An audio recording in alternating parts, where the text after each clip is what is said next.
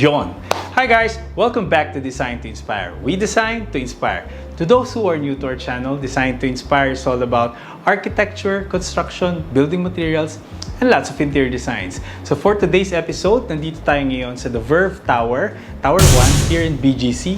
So I'll give you a condo tour. Iikot ko kayo sa ating 61 square meter condominium, 1 bedroom unit, and 1 bathroom here in BGC. Tara, simulan na natin yan.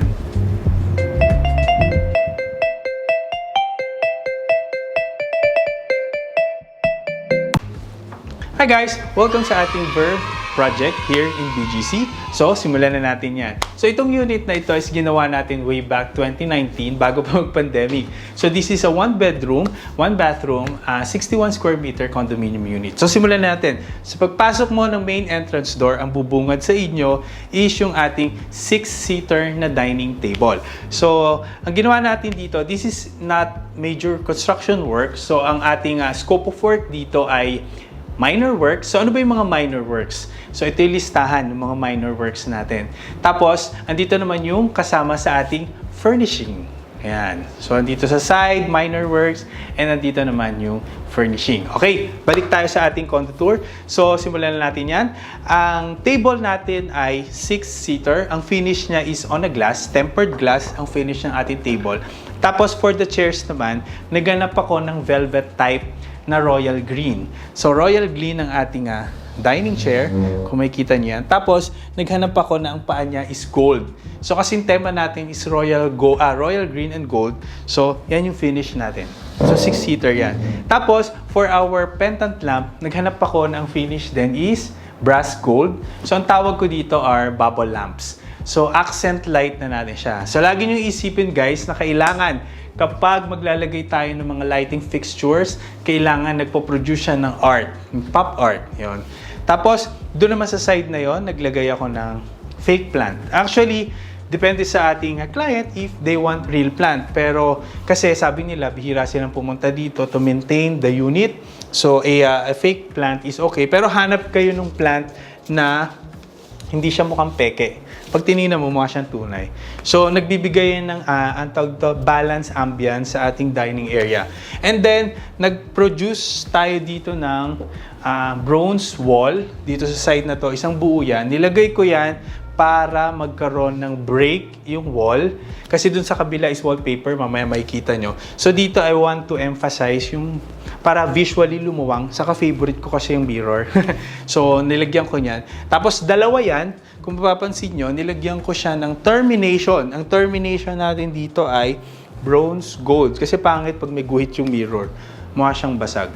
So, in-emphasize ko lang yung guhit na yan. Bronze gold. Parang 1 inch. Tapos sa dulo is 2 inches. Then, nag-accent ako dito ng royal green na paint. Tapos, naglagay ako ng parang medyo lumang clock. Yung design. In a white. Para mag-pop up siya doon. Okay? Tapos, lahat ng accessories natin dito, tinerno natin. So, naglagay tayo ng rose gold. Yan, isang set yan. Rose gold ng mga spoon, fork, tapos gold, yung ating mga plates. Tapos, meron tayong parang dito. Ang tawag dyan? Anong tawag sa bato na green? Hindi ko alam. Basta yun. Yan. So, ayan, buong dining area natin. Tapos, adjacent sa ating dining area is our living area. Itong unit na to medyo tricky kasi masyadong mahaba. Actually, parang same siya ng Fortune Hill project. Oh. Ito yon, living dining mahaba. Oh, yeah. Same ng Fortune Hill ng pagka-cut ng condominium. So, ang ginawa ko dito sa area na to, since medyo malaki, naglagay ako ng chest of drawers. Itong chest of drawers, pwedeng i-access ng dining area natin para maging buffet. Tapos, pwede rin naman i-access ng ating living area para sa kanyang extra storage. Actually, pwede mo itong pag may event ka, ikot mong ganyan, tapos nandito yung mga dishes, di ba? Pwede mo ilagay. Tapos, kung di mo kailangan doon, ikot mo dito sa living. Pwede. Pero ako right now, prefer ko yung naka-parallel lang siya. Tapos, maraming storage yan. 6. Yan, chest of drawers. Tapos kulay puti lang siya para hindi siya umagaw ng eksena. Nandun siya sa pinaka-balance ng color scheme ng unit natin. Ngayon, dito naman sa ating living area, ang ginawa ko, since hindi ako nag-drop ng ceiling, sa ceiling natin is, yun pa rin, slab pa rin siya. So, ginawa ko, since minor works lang tayo, wala tayong major works, all the budget, inalat natin sa furnishing and minor works. Ito, naglagay ako ng pop art na brass gold na parang center light. Center light siya at the same time, general lighting siya. Merong 6 pieces na bulb. Tapos, yan yung nagpo-produce ng light. Actually, kung mapapansin nyo, maliwanag siya. Lalo na at night. Yan. For the curtains naman, gumamit ako ng... Ang kulay nito is more on the... Hindi kasi makikita pag malayo eh. Lapit ka. Lapit. Yan. Tingnan yung kulay nung nung ating curtain. May texture siya, tapos on a gold, parang shiny. So, pinili ko talaga yung ganong texture para magkaroon ng magandang vibe. Parang elegant. Alam mo yan? Tapos, yan, sheer and drapes. Sa labas kasi nandun yung balcony natin. And, I provided 2 accent chairs. Ang finish ng accent chairs natin is on the brass gold. Yan. So, medyo mahal tong accent chairs natin. Parang around that time, 20. Ganun. Tapos, only muted green na crocodile. Ang tawag dito? Finish. Yung kanyang, what do you call this? Fabric ba yan? Leather? Basta yun. So, dalawa yan nilagay natin dito on the side. Tapos, center table natin or yung ating coffee table is on a gold. On a shiny gold in a glass. Tapos, ang carpet natin on a marble gray para meron tayong contrast. Tapos, ang ating yung sinasabi ko sa inyo kanina, para magkaroon ng break ang ating mirror and the accent wallpaper. So, yung accent wallpaper natin is on a tropical design. Nasa shade din siya ng green, pero muted ng onte on a matte. Tapos, naglagay tayo ng mga accent ng mga leaves. So, parang tropical siya. So, isang buo yan. So, kung mapansin nyo, binagaya niya yung buong theme ng unit natin. Meron pala tayo dong side table na maliit on the corner. Pwedeng patungan, magamit niya on that area and magamit niya on that area. Velvet ang ating finish for the sofa. Yan, this is actually, ang size ng sofa na to is sa pagitan ng 2-seater and 3-seater para hindi ganun kalaki. Actually, minatch ko dito sa harap ng TV yung kanyang length. Tapos, we need some, pag may bisita tayo, since maluwag yung space, so we need some ottoman. So, naghanap ako ng mga storage boxes. This one is really nice na pwede mong upuan. Yan, this is 3 pieces, dalawa. Dalawa siya, tapos pwede mo siyang i-open. Maglagay ka ng gamit. So, at the same time, accents siya on this area. Yan. Tapos, ikot tayo. Ikot. Ang ating media area, nag-provide tayo ng isang mahabang chest of drawers. So, ito na, hindi ko kasi minount yung wall kasi, tawag dito, may tatamaan tayong mga wiring sa likod. So, ginawa ko, para ma-maximize yung space ng ating wall, naglagay tayo ng, actually, sakto nga yung pagkakuha natin ng ating chest of drawers. Malinis lang, kulay puti. Tama lang din yung height for our TV. Yan. So kung mapapansin mo, meron tayong 3, 6, 9, 12. 12 chests of drawers for the storage. So, balance naman yung pagka-space natin sa lugar. Hindi siya masikip kasi makakaikot ka ng normal. Good for family yung unit. Yeah, yung condominium. Okay? Tapos, meron tayong wall dito along the kitchen. So, naglagay tayo ng mirror para hindi blonde yung space. Kasi kung mapapansin nyo, medyo marami na tayong texture. So, I want i-reflect lang niya yung paligid. Tapos, muted chrome dito. And then, area for your valuables like susi, yung mga lagi mong nilalapag, pwede na yan dito.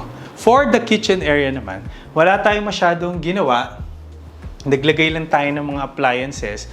Kasi maganda naman yung turnover ni developer ng kanilang kitchen. Maayos naman. So, by the way, the unit is for lease. If you're interested, you can comment or DM us para sa mga interested. Yan. So, ito yung kitchen niya. Wala tayong masyadong ginalaw. Yan. So, nag-concentrate tayo sa budget for the furnishing and accessories. So, ito yon. Then, meron ditong door. Nandun yung utility area. Okay? So, basically yon. Tapos, pasukin natin ngayon yung ating bedroom. Yan. Kung paano natin nilagay yung laman nating bed. Okay. Okay guys, pasok tayo sa ating mumunting bedroom. So pag open ng door mo, makikita mo is yung napakaganda nating, napaka-elegante nating dining area. Anyway, so dito sa bedroom area natin, this is a plain white finish. So ang una kong ginawa is nagpalit ako ng ating light. So hindi tayo nag-drop ceiling. So naglagay ako ng LED, parang 3 light to. Actually, this is medium size. Tatlong sizes to. May small, medium, tapos may large pa. So I think this is enough to light the whole place. Kasi meron naman akong dalawang Nordic style na mga lamp. So dalawa yan. So asymmetrical yung design niya. Isang mababa, tapos dun sa kabila naman is isang matangkad. Light na to, para mood light siya. Kasi pwede mong i-off itong itong general lighting na ang nakasindi lang ito. Or pwede naman nakasindi lahat. Alright? Tapos, tinerno natin sa ating royal green itong ating, what do you call this? Wall. So, this is in royal green. Tapos, yung favorite kong metal slots. So, on a bronze, copper, and rose gold metal yan. So, iba-ibang sizes. On a 2 inches and 1 inch. So, para magkaroon ng parang depth yung wall. Katerno yan yung nasa living area natin na maraming wood slats dire-diretso.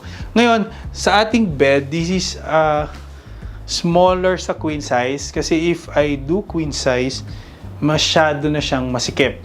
So parang ang size nito is parang full. I think, no? Not sure. I'll verify. Tapos, ang concept ng ating linens is nandun pa rin sa shades of green and royal green. Nag-accent ako ng mustard yellow para mayroong sipa yung color scheme natin. Tapos, sheer and drapes for the curtains. Same material nung ginamit natin sa ating living area on a gold texture finish pa rin. Tapos, naglagay ako ng plant on the side para magkaroon ng onting, what do you call this? Bale sa unit natin. Okay? So, hindi nyo siya masyado makita, guys. Pero may plant dyan. Anyway, dun sa ating sa corner column, kung makikita nyo, naglagay ako dyan ng parang onting pampasigla. So, may floral tayo dyan on the shades of gray na may onting mustard, may onting brown. Tapos, tinernohan natin ng light gray na pillow at saka taupe finish na bed frame para may interconnection yung interior colors natin. For the golds naman, gold ang finish ng ating mga side table with the tempered white glass na katerno naman ng ating dining area. And then, sa ating TV area, since sobrang liit ng ating space, ang ginawa ko is kung naghanap ako ng console na hindi siya masikip tingnan.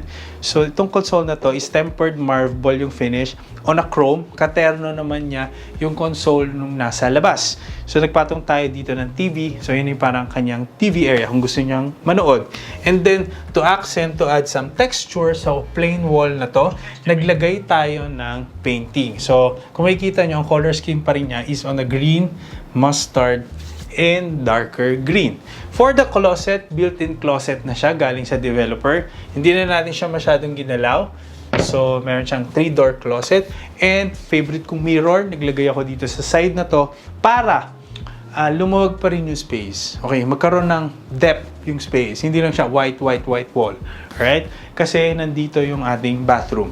Sa bathroom, wala naman tayong masyadong ginawa. Maganda pa rin yung bathroom natin. In-accessorize lang natin siya. So, this developer of the Verve is really good. Malinis siya tingnan and tinurn over ng maayos ang unit ng ating client. Alright guys, kung nagustuhan nyo yung ating design for this Verve project natin, which is more on royal green and parang kung mapapansin nyo, Instagrammable talaga siya, please do like or subscribe to our channel for additional support. And maraming salamat sa ating 24,000 subscriber na mga solid dyan. Napakagaling nyo po. And to know more about Design to Inspire, you can follow us on our Instagram account and also on our Facebook page.